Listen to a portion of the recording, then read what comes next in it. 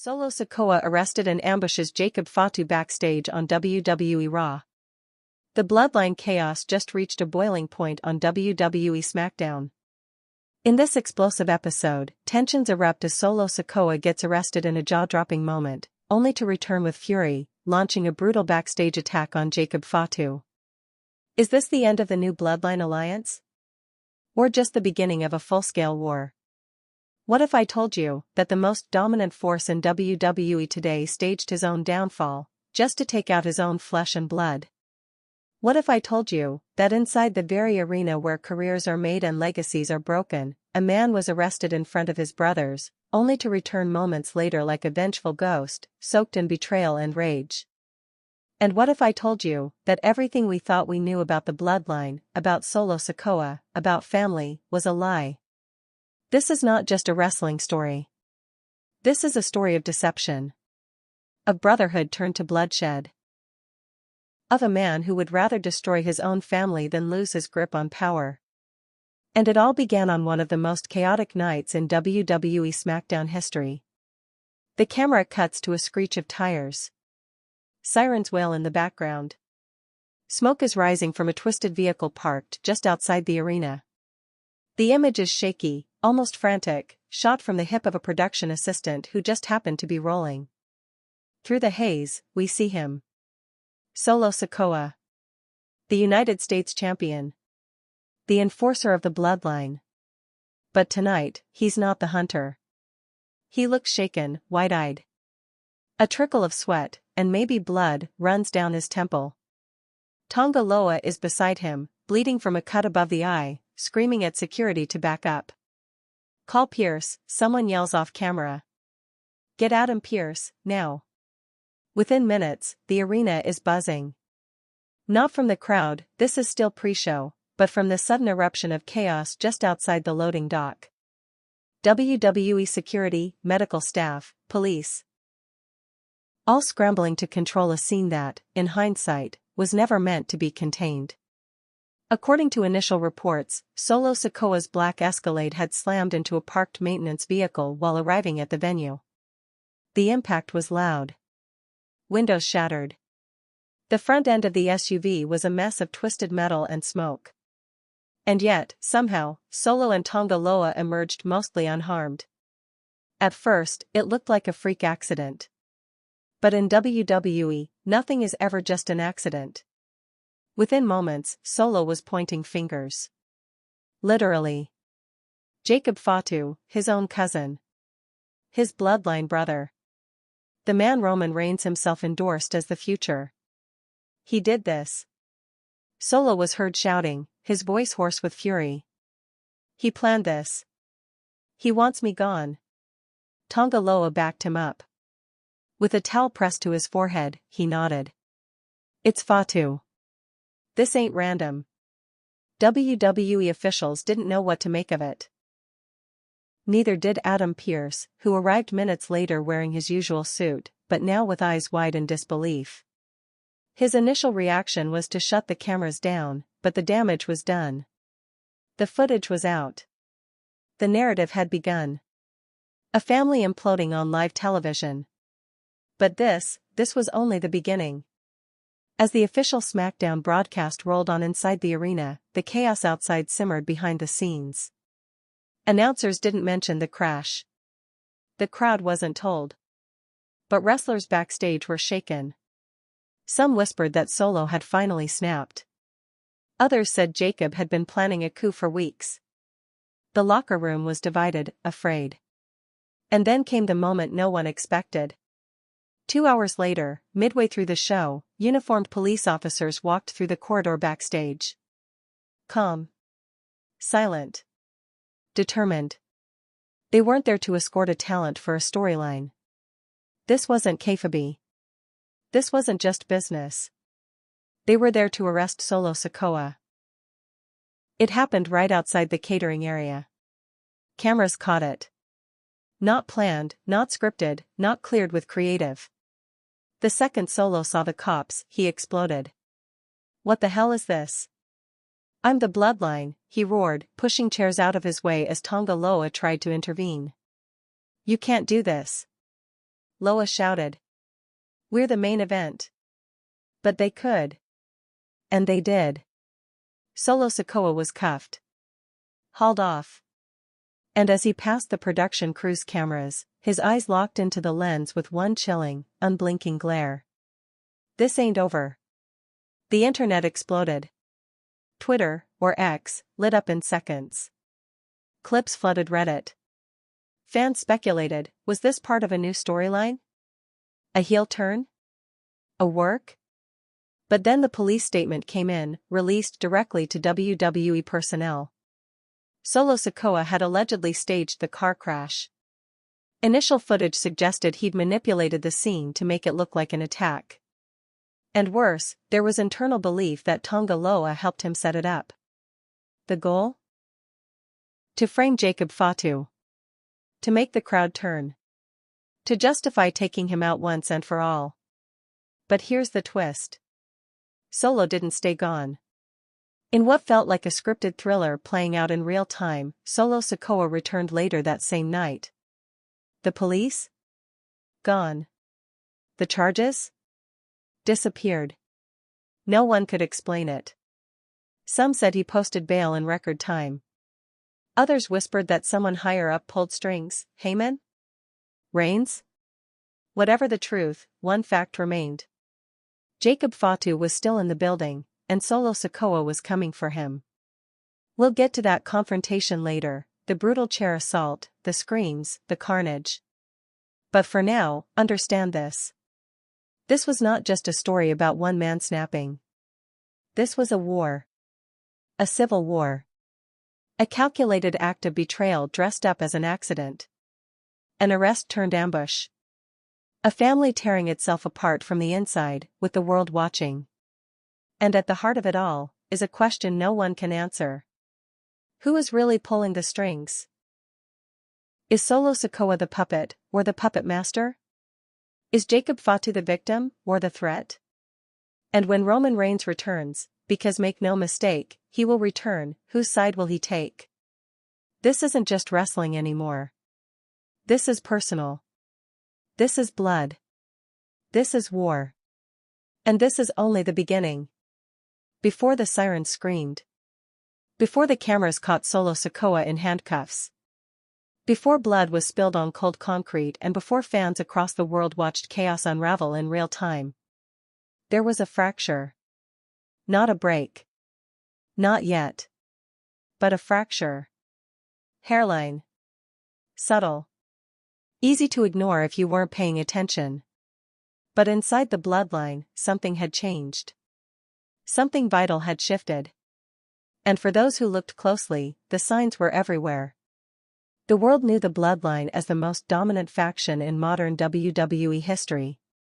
Roman Reigns, the tribal chief. The undisputed ruler of SmackDown. A man who, for over 3 years, stood atop the WWE mountain with gold on his shoulders and loyalty at his feet. He ran SmackDown like a war general.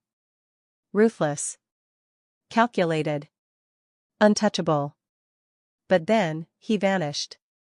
Following his WrestleMania defeat and the chaos that unfolded after, Roman Reigns disappeared. No warning. No official statement. No farewell. Just silence. In his place?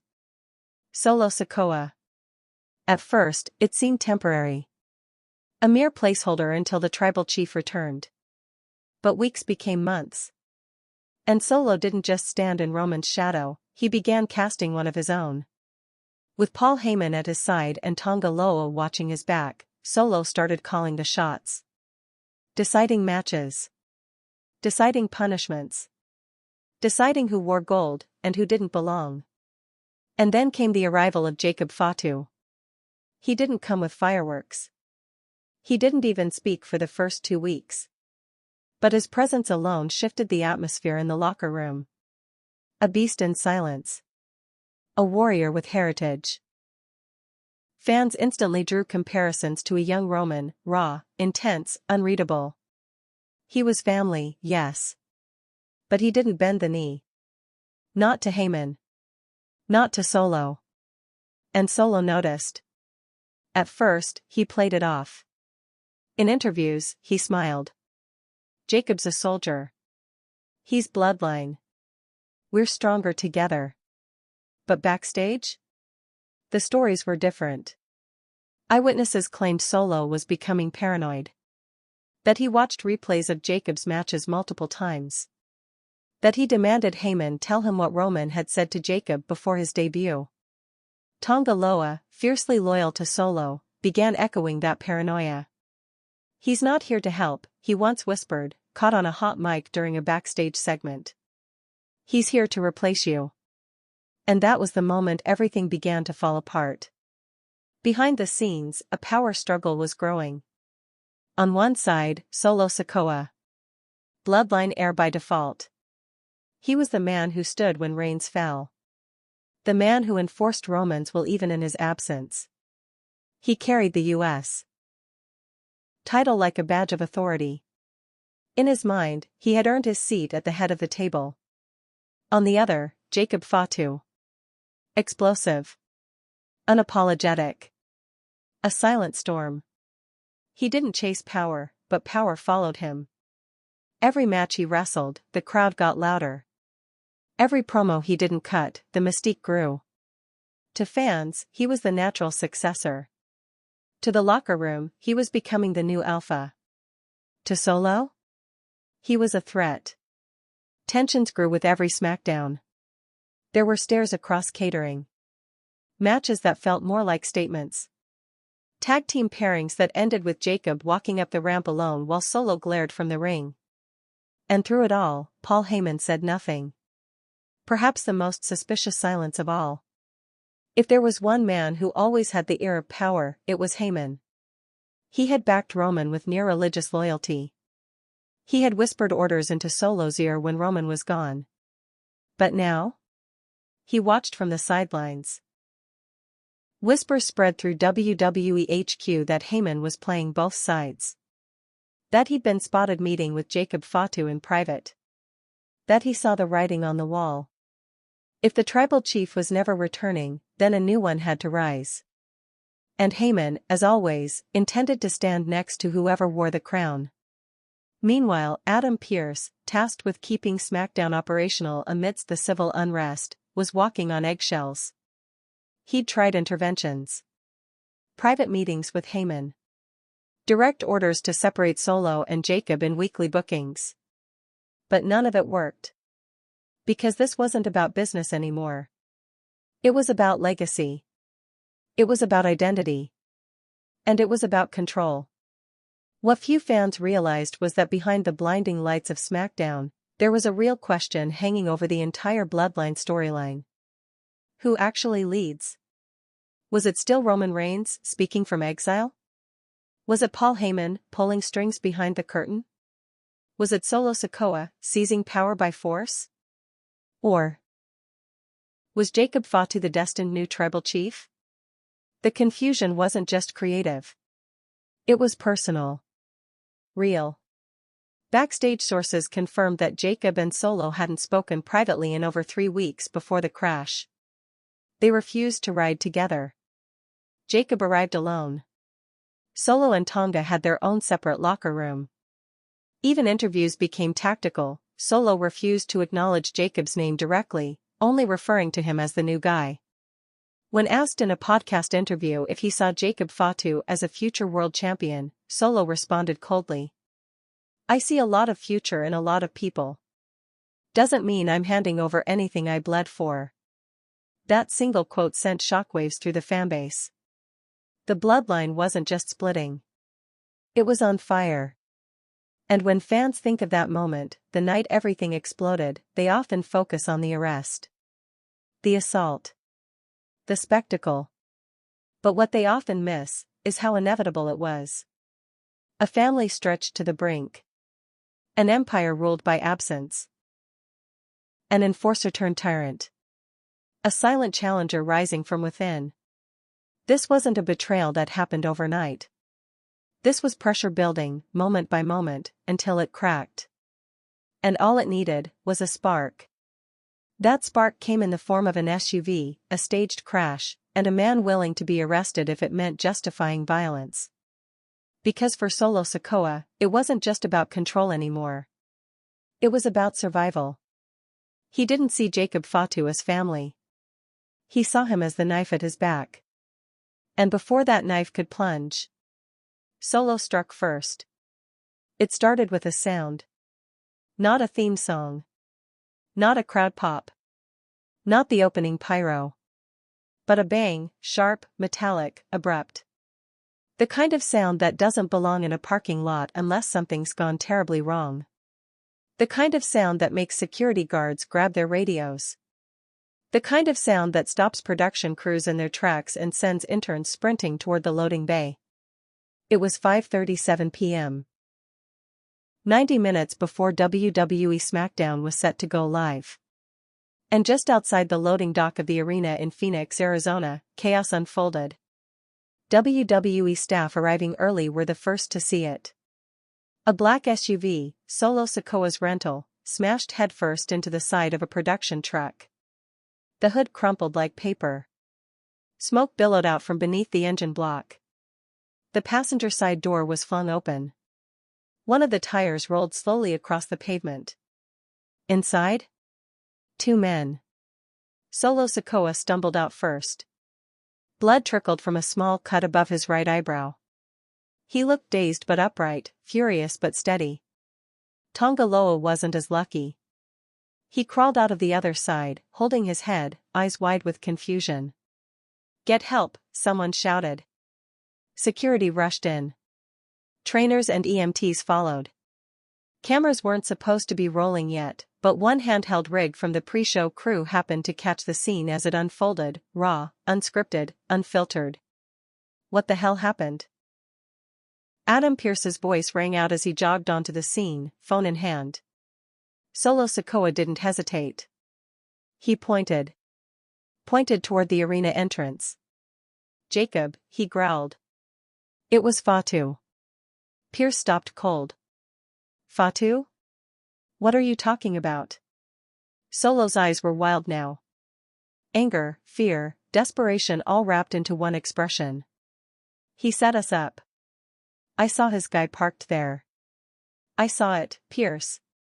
He timed it." Tonga Loa groaned nearby, blood staining the side of his white shirt. A paramedic pressed a bandage to his temple, but Loa raised a shaky hand and nodded in agreement. "He did it. Fatu set us up." The entire parking bay went silent. Everyone knew what this meant. Because if Solo Sikoa was right, if Jacob Fatu, a Bloodline member, had orchestrated a car crash outside a WWE event, this wasn't just a storyline. This was criminal. Pierce, visibly rattled, stepped back and pulled his phone to his ear. "I need Phoenix PD down here. Right now." The first reports were chaotic. By 6:00 p.m., word had leaked online that there had been a possible vehicle incident involving a WWE superstar. Dirt sheets speculated everything from real injuries to angle work. Reddit threads speculated that it was Roman Reigns returning in disguise. One site claimed that this was part of a leaked SummerSlam script. But none of them had the full picture. Because at that moment, WWE officials backstage were in full crisis mode. Jacob Fatu was already in the building. He'd arrived 30 minutes before the crash, alone, as always. No entourage. No music. Just a black hoodie, gym bag over the shoulder, and that same unreadable stare. He was in his private locker room when the crash happened. He didn't hear it. He didn't know. Not until a security guard knocked on his door. "You might want to come out here." When Fatu arrived at the scene, Solo was already yelling. "You're a snake. You trying to take me out?" "I knew it." Fatu looked between the wrecked SUV, the smoke, the crowd gathering. And then at his cousin. His face didn't change. He simply said, "You think I did that?" Solo stepped forward, chest rising and falling. "You think I don't know how you move? How you're trying to push me out?" Pierce got between them. Back up, both of you." Security formed a barrier. Solo was dragged back by Loa, who winced with every movement. Fatu didn't even blink. He turned to Pierce. "I've been in this building for over 30 minutes. You got security cameras. Use them." And then he walked away. No shouting. No excuses. No drama. Just silence. That silence was louder than any words Solo had spoken. Backstage, the mood shifted from shock to suspicion. Some wrestlers whispered that Fatu was guilty. Others said it didn't make sense. Why would he risk his rising stock by pulling a stunt like that? Paul Heyman, seen watching footage at gorilla position, refused to comment. Pierce locked himself in his office, ordering immediate access to all security feeds. Meanwhile, Solo Sikoa refused medical treatment. He iced the gash on his head, changed into his gear, and sat in a dark hallway, silent, brooding, vibrating with rage. "I want him gone," he said to Heyman when the wise man passed by. "He's poison." Heyman nodded, but said nothing. 7:30 p.m. 30 minutes to showtime. Pierce reappeared. This time, with 2 officers. "Mr. Sikoa," one said. "We need to ask you some questions." Solo stood, defiant. "Ask me anything." They did. "What time did you arrive? Who was driving? Did you see anyone near the crash zone?" Solo answered everything. Calmly. Confidently. Like a man who believed in his own story. Until one of the officers received a call. He stepped away, took it, then returned. "We've reviewed the footage." Pierce's head lifted. The officer looked at Solo Sikoa. "There's no sign of Jacob Fatu or any of his people near the vehicle. But we did notice something unusual." Solo blinked. "You exited the vehicle before the impact." The silence was suffocating. "Excuse me?" "In the footage, you're seen getting out of the driver's side just seconds before the SUV hit the truck. You left it in gear and let it roll." The tension snapped like a rope. Tonga Loa stood. "That's not possible." The officer cut him off. "You staged the crash. You faked it." Pierce's jaw dropped. What the hell is going on here? And before Solo could answer, he was told to put his hands behind his back. He resisted at first. Loa tried to stop them. But Pierce stepped in. "Don't make this worse, Solo." And that's when the enforcer broke. He shoved one of the officers. Screamed, "I did this for us. He's not family. He's a threat." Then he was cuffed. Dragged down the hallway. Past Heyman. Past Pierce. Past the stunt production staff. The cameras were rolling again, but this time, not for WWE TV. This was real. Solo Sikoa, leader of the Bloodline in Roman's absence, was under arrest for staging a vehicular incident and attempting to frame his own cousin. And the night was just getting started. Backstage, panic turned into calculation. Pierce immediately convened with security. Jacob Fatu was moved to a private dressing room. Heyman was summoned but refused to speak. Rumors flew. Was this a one-man operation? Was Tonga Loa in on it? Was this why Heyman had been so quiet in recent weeks? One thing was certain, the Bloodline was no longer just a faction. It was a crime scene. And Solo's words echoed through every hallway. "I did this for us." But no one believed it. Because when family turns on family, it's never about protection. It's about power. The cuffs clicked shut with a sharp finality, but the echo of what had just happened traveled farther than any steel-on-steel sound ever could. For a moment, everything backstage stood still. Not in a theatrical pause for effect. Not in the rehearsed silence of a scripted segment. But in a kind of stunned paralysis that only occurs when